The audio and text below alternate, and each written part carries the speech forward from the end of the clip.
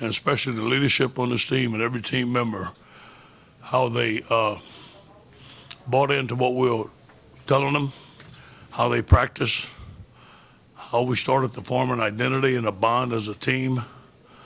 The locker room was very, very happy and excited, and just was really pleased with the overall effort of the football team. Coach, talking to some of your players, they seem like they're more happy for you to get you that victory.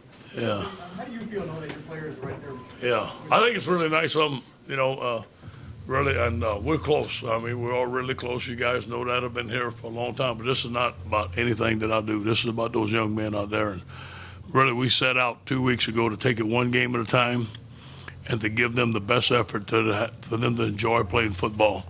And that's what's really critical of what we're doing. And really, our coaching staff did a great job.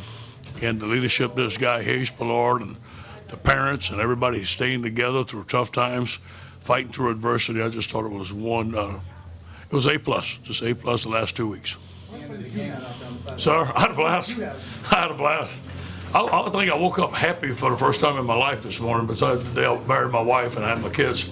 I'm not a happy guy, but today I was happy. Yeah, I don't know why. I just had that feeling of happiness of being able to represent USC. And I just felt that, when you're young and you're in that zone, it was one of those days. At the end, when you needed a couple of first downs to put it away, did you sort of challenge the offensive line to pound it out? Well, yes. And, I will say this. We started challenging the offensive line 2 weeks ago about being mean and nasty and physical and what it takes to be a USC offensive line. Marcus Allen came by and talked to them about that. I think those guys answered the challenge. That was critical for us at the end. Arizona had gained a lot of momentum, and they did it when we needed them. Coach, how are you going to keep all these running backs happy? I think that's a good problem to have. But, we've been seeing that in practice. I thought you saw Ty Isaac today, a tremendous young freshman. And that's the type of running backs we wanted to go out there and get, big, strong running backs. I'm sure that we're going to find a way to play most of those guys. It's hard, as you know, but that's one of the strengths of our team. I was very pleased to see 25 out there today, the way he ran. Just proud of the way he ran, USC football. How concerned are you about your secondary? Well, obviously, there were some concerns going on at the end. It seemed like some easy drives down there where we did not play very well. And I'm sure that Clancy and I will speak about it tomorrow and make some changes if we have to, as far as personnel or scheme, whatever it is, just fix it. Could you discuss the game that J.R. had today? He was everywhere. Excellent. J.R. has been one of our better players. We said that since a couple of years back. He's very elusive. He has good hands, good hips. And, Morgan went down, and we'll play in a defense that we had to move him inside a little bit. And we didn't think that although we loved Jabari, we needed a bigger guy, so we decided to put in JR, and he had one tremendous game.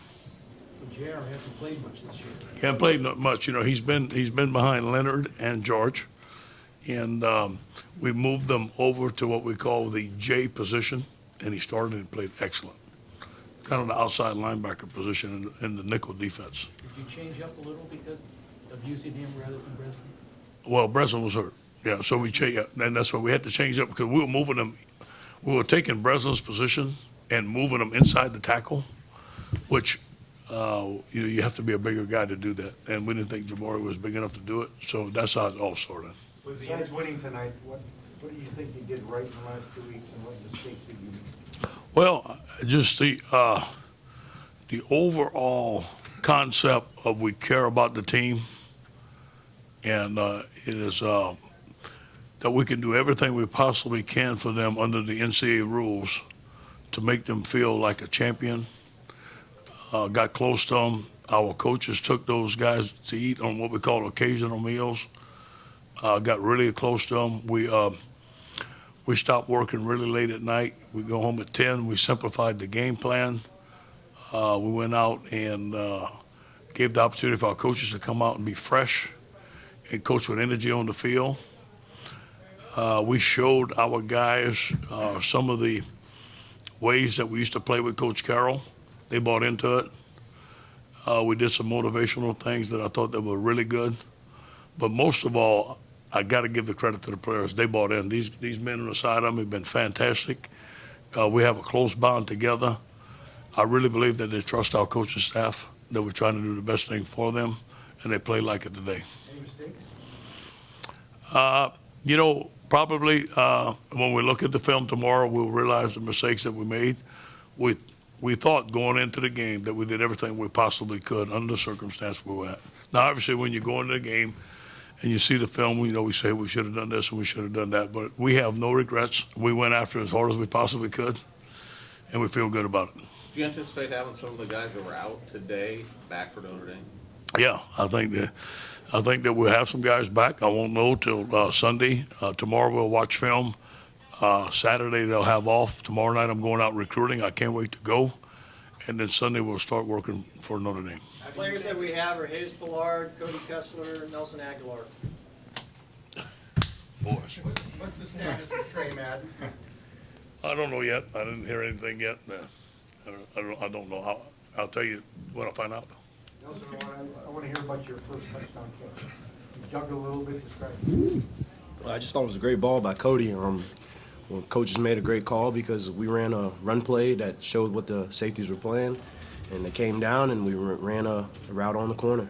But you didn't have it right away, did you? I got to do a better job to catch it one time. Were you you were checking up at 1.2? What do you remember about that? Game of football. Take hits, get up. You haven't caught a lot of passes going into this game. How did it feel to be such an important part of the offense? I'm a guy that just wants to do what the team needs me to do to win, and that's what I'm always going to do. If that means I have to catch 3 passes, 7 passes, doesn't matter. I did drop a couple passes today, and I need to make up for those.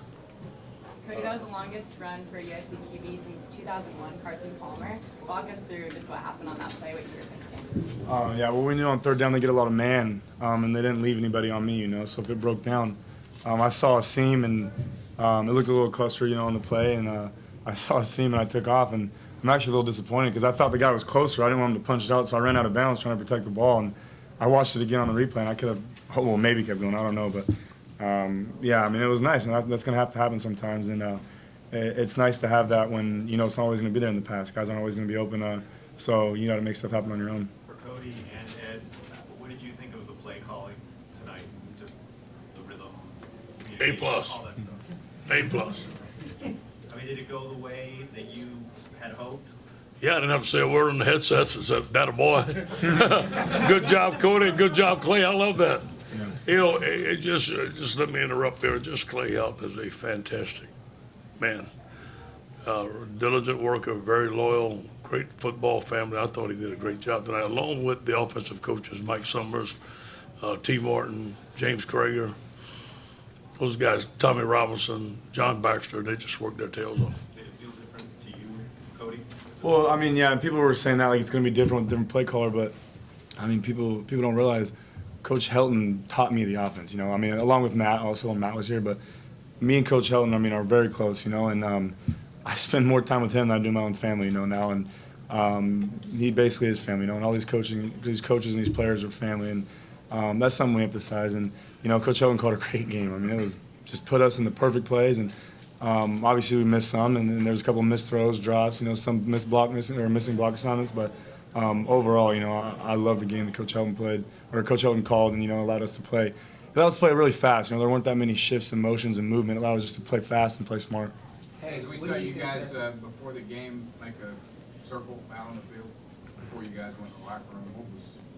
How meaningful was that, and what was that all about? Can you repeat that question, please? Before the game, before you guys went to the locker room and came down, you had a circle, coach talked, and a lot of family members were there, and you talked. What was that?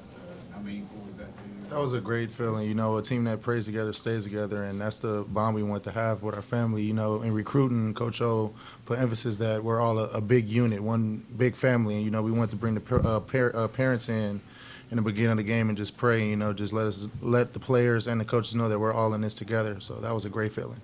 For any of you guys, Silas Red playing his first game of the season. What did it mean to you guys to have back out there with the voice he has in the locker room and see him churn out some pretty tough yards at the end? Well, just me personally, that's just a guy you want to be around, and when it comes to football and even off the field, but he's that guy in the locker room that always, is getting everyone pumped up, getting everybody going, getting everybody focused. And he kind of, makes you want to model after his work ethic, the way he is. And obviously had an injury in the spring that set him back. And, man, he worked his butt off to come back and in there every day in therapy and recovery and everything. And, it showed tonight, to come back and rush for, I think, 82 yards in your first game back after a major knee injury. It's just amazing what that guy can do. Coach, they gave you the Gatorade shower afterwards. What was that like? Just, again, man, just happy. I wish I could throw the Gatorade on them, give them all the game ballers. Really. And I mean that. This is, I've been coaching for 27 years, and I plan on coaching till I'm 70. But these guys, man, it's for them. I watched them hurt, man, and I just wanted to change for them, and I really mean that.